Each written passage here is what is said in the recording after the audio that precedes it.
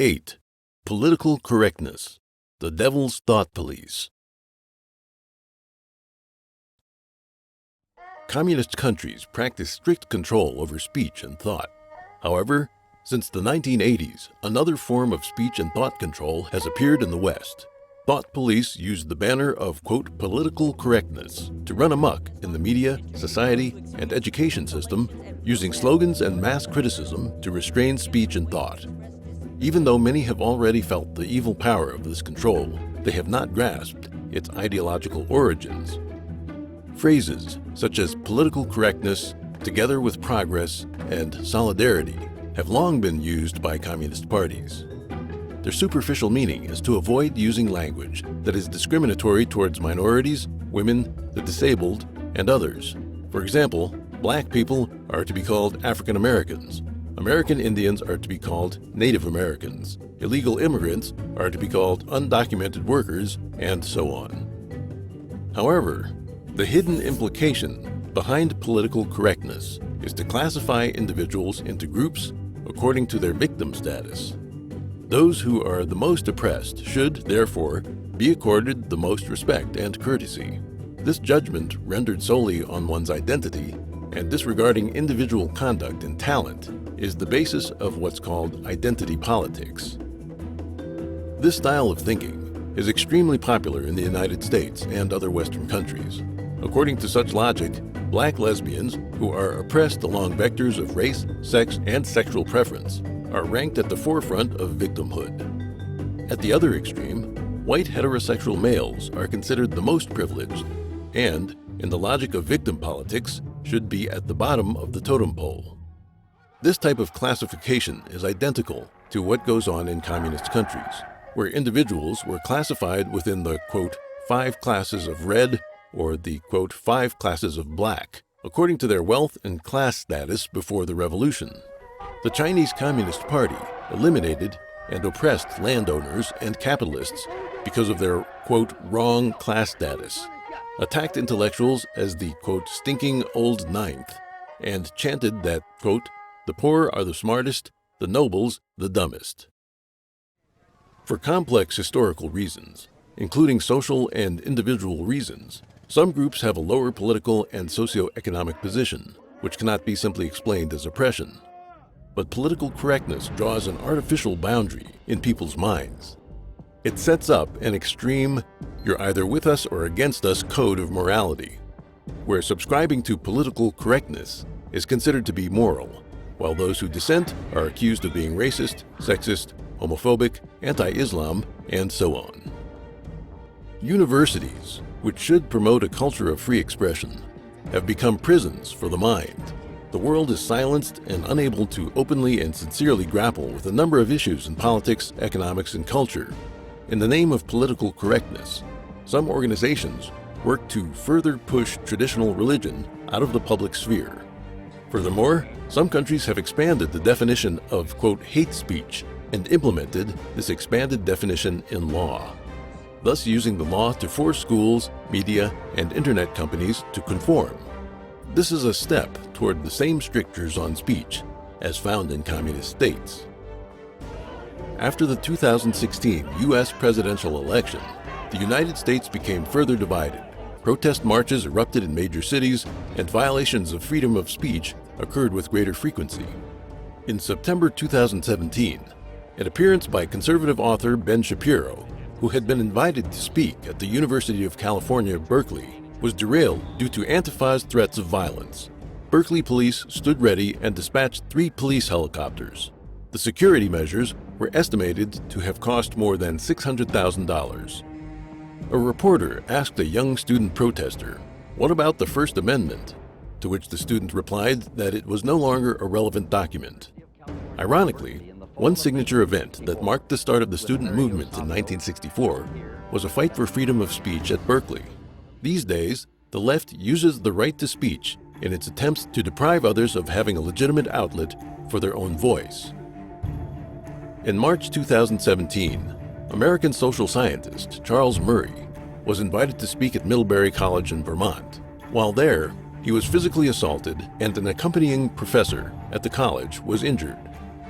In March 2018, tenured professor Amy Wax of the University of Pennsylvania School of Law was relieved of some teaching duties after publishing a politically incorrect article. Other organizations, acting under the banner of opposing hate speech, have labeled regular conservative groups as hate groups. In addition, there have been cases of conservative authors and scholars being threatened about speaking at or attending various events. The intrusion on freedom of speech by the left is not part of normal debate between people with differing ideas. Instead, it's about the specter of communism, using people with ill intent, provoking them to obscure the truth and suppress righteous, or at least normal, voices. Political correctness, in essence, is about substituting deviant political and moral standards for righteous ones. It is the devil's thought police.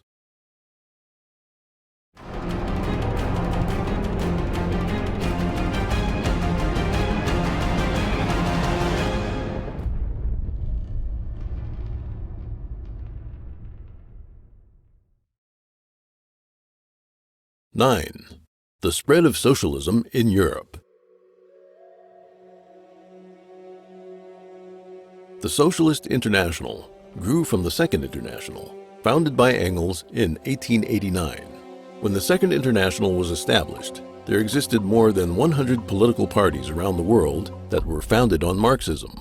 Of them, 66 were ruling parties that adhered to socialism in their respective countries. The name Socialist International originated in 1951 after World War II, and the organization consisted of social democratic parties from around the world. There are socialist parties descended from the Second International everywhere in Europe, with many of them even becoming ruling parties. The early socialists included Lenin, who encouraged violent revolution, and people like Karl Johann Kautsky and Edward Bernstein, who promoted progressive reform. Within the Socialist International, socialist democracy and democratic socialism have been almost identical. They both promote the idea that socialism is the new system that will replace capitalism. Currently, the Socialist International consists of more than 160 organizations and members. It is the largest international political organization in the world. The European Socialist Party, active in the European Parliament, is also an ally of the Socialist International. Its members are the social democratic parties of the EU and surrounding countries. It was established in 1992, and its members can be found in most leading European organizations, including the European Parliament, the European Commission, and the European Council. As of now, the European Socialist Party has 32 member parties from 25 countries of the EU and Norway, as well as 8 associate members and 5 observers, for a total of 45 political parties. It engages in an immense range of activities. The main objectives claimed by the European Socialist Party itself are to strengthen the socialist and social democratic movement within the EU and throughout Europe, and to develop close cooperation between member parties, parliamentary groups, and the like. Essentially, it works to vigorously promote the socialist cause. The Swedish Social Democratic Party, the ruling party of Sweden, openly claims that it uses Marxism as its theoretical guide. During the several decades under its rule, it promoted the socialist ideologies of equality and welfare. Portraits of Marx and Engels still hang in the party's halls today.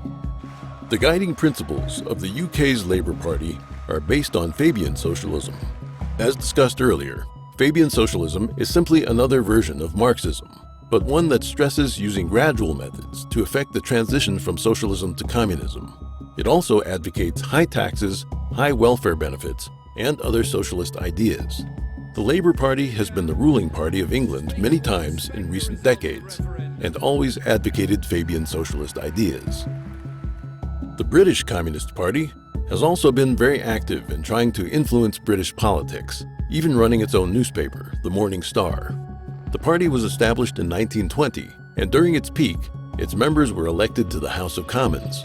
At the start of recent elections in England, the British Communist Party suddenly announced that it intended to support the leading left-wing politician of the Labour Party. One important member of the Labour Party has spent 40 years promoting socialism and the nationalization of assets. In September 2015, he became head of the Labour Party with an overwhelming lead of 60%. when a BBC reporter inquired about his views on Marx. He praised Marx as a great economist and a, quote, fascinating figure who observed a great deal and from whom we can learn a great deal.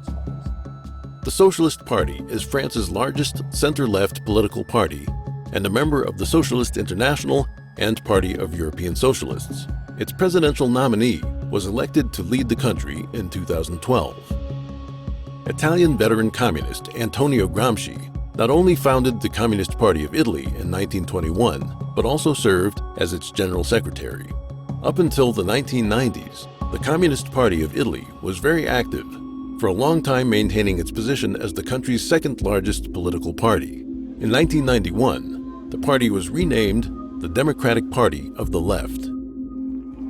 Germany is no exception. It is the birthplace of Marx and Engels, and home to the influential Frankfurt School, another expression of Marxism. Other European countries, like Spain and Portugal, have active communist political parties with significant influence.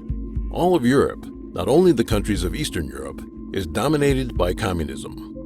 Non-communist countries in Northern Europe, Southern Europe, and Western Europe are all intentionally or unintentionally promoting and hosting communist ideologies and policies. To say Europe is, quote, in enemy hands is not an exaggeration.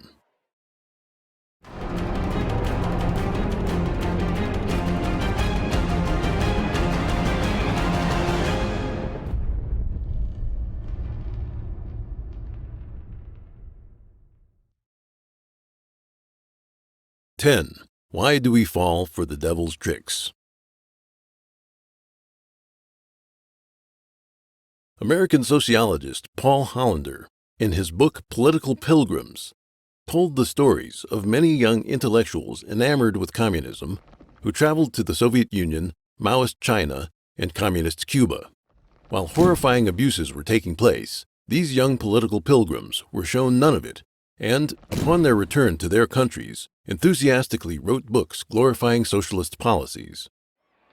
Communist ideology is an ideology of the devil, and as time has passed, people have seen increasingly clearly that everywhere communism goes, it is accompanied by violence, lies, war, famine, and dictatorship. The question is, why are there still so many people who wholeheartedly help the devil spread its lies, even becoming its obedient tools?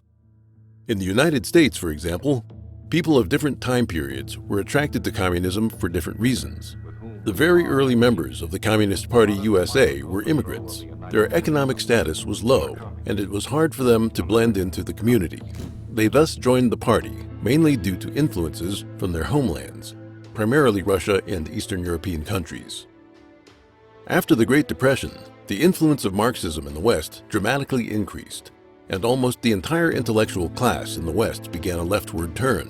Numerous intellectuals went to visit the Soviet Union, and after returning home, gave speeches and wrote books promoting communist ideology. Those involved included many influential thinkers, writers, artists, and reporters.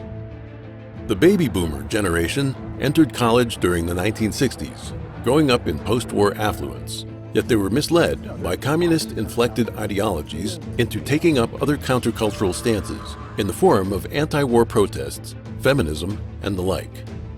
The next generation of students was taught left-leaning material right out of their textbooks because their teachers were the tenured radicals. Thus, communism's long march through the institutions had finally succeeded, beginning a cycle intended to reproduce and maintain itself forever. In a book dedicated to exposing communism, Masters of Deceit, FBI Director J. Edgar Hoover, whose tenure ran 37 years, classified communist activists into 5 groups: open party members, underground party members, fellow travelers, opportunists, those who support the party for self-interest, and dupes. In reality, there are very few extremely evil and die-hard communist activists. It's much more the case that the majority of Communist Party members were simply taken in. American journalists John Silas Reed and Edgar Snow played major roles in promoting communist ideology around the world, with Reed's book 10 Days That Shook the World and Snow's Red Star Over China. Reed is one of the 3 Americans who was buried in the Kremlin Wall necropolis, meaning that he himself was a communist activist. His description of the October Revolution was not an objective reporting of the actual events, but carefully crafted political propaganda. Snow was a fellow traveler of communism. In 1936, the interview outline he provided to a CCP member included questions in a dozen areas, including diplomacy, defense against enemy invasion, views on unequal treaties, foreign investment, views on Nazis, National Socialists, and more. Later, Mao Zedong met Snow in a cave home in Shanbei, the northern portion of Shanxi province, to answer questions so that a favorable impression of the CCP could be created. The young and naive Snow was used as a tool by the treacherous CCP to broadcast its carefully crafted lies to the world. Yuri Bezmenov, a former KGB spy, recalled his experience of receiving foreign, quote, friends when he worked as a spy. Their schedule was partially arranged by the Foreign Intelligence Service of the Russian Federation. Their visits to churches, schools, hospitals, kindergartens, factories, and more were prearranged. Those involved were communists, or politically trustworthy, and had undergone training to make sure they would speak with one voice. He cited as an example the time when Look, a major American magazine in the 1960s, sent journalists to the Soviet Union and ended up printing materials prepared by Soviet security forces, including photos and print copy. Thus, Soviet propaganda went out into the public under the name of a U.S. magazine, misleading Americans. Bezmenov said that many journalists, actors, and star athletes can be excused for being blind to the realities while visiting the Soviet Union, but that the behavior of many Western politicians was unforgivable. They wove lies and sought cooperation with the Soviet communists for their own reputation and profit, he said, calling them morally corrupt. In the book, You Can Still Trust the Communists to Be Communists, Dr. Fred Schwartz analyzed why some young men from wealthy families became fond of communism. He listed 4 reasons. First, disenchantment with capitalism. Second, belief in a materialist philosophy of life. Third, intellectual hubris. And fourth, an unfulfilled religious need. Intellectual hubris refers to the experience of young people from the ages of about 18 to 20 who easily fall prey to communist propaganda due to their partial understanding of history, their anti-authoritarian resentment, and their desire to rebel against tradition, authority, and the ethnic culture they grew up in. An unfulfilled religious need refers to the fact that everyone has a kind of religious impulse inside them, driving them to transcend themselves. However, atheism and the theory of evolution, instilled by their education, make them unable to derive satisfaction from traditional religions. The communist fantasy of liberating mankind takes advantage of this latent human need and serves as their substitute religion. Intellectuals tended to be fooled by radical ideologies. Such a phenomenon has drawn the attention of scholars. In his book, The Opium of the Intellectuals, French philosopher and sociologist Raymond Aron pointed out that on one hand, 20th century intellectuals severely criticized the traditional political system, while on the other hand, they generously tolerated or even turned a blind eye to the dictatorship and slaughter in communist states. He saw the left-wing intellectuals who turned their ideology into a secular religion as hypocritical, arbitrary, and fanatical. In his book, Intellectuals, From Marx and Tolstoy to Sartre and Chomsky, Paul Johnson, a British historian, analyzed the lives and radical political views of Rousseau and a dozen intellectuals who followed him. He found that they shared the fatal weaknesses of arrogance and egocentrism. In his book, Intellectuals and Society, the American scholar Thomas Sowell also illustrated extensively the extraordinary arrogance of these intellectuals. Since the 1960s, communism has engaged in a large-scale invasion of American education. Even worse, many young people, bombarded by left-wing media and given a simplified education, indulge in television, computer games, the internet, and social media. They get turned into, quote, snowflakes, people who lack knowledge, a global perspective, a sense of responsibility, a sense of history, and the ability to cope with challenges. With communist or communist-derived ideologies instilled in them by their parents' generation, they become indoctrinated and henceforth use a warped framework for evaluating the new facts they see and hear. That is, Communist lies have formed a film around them, preventing them from having a clear view of reality. To deceive people, the demon has extensively exploited the human weaknesses of stupidity, ignorance, selfishness, greed, and naivety. Meanwhile, idealism and romantic fantasies of a beautiful life have also been taken advantage of. This is the saddest of all. Communism is a demonic ideology that does not belong to any traditional culture in human society. Since it seeks to work against human nature, it can never be organically developed by man, but must be enforced and instilled from the outside. Under the influence of atheism and materialism, contemporary academia and education have abandoned the belief in gods.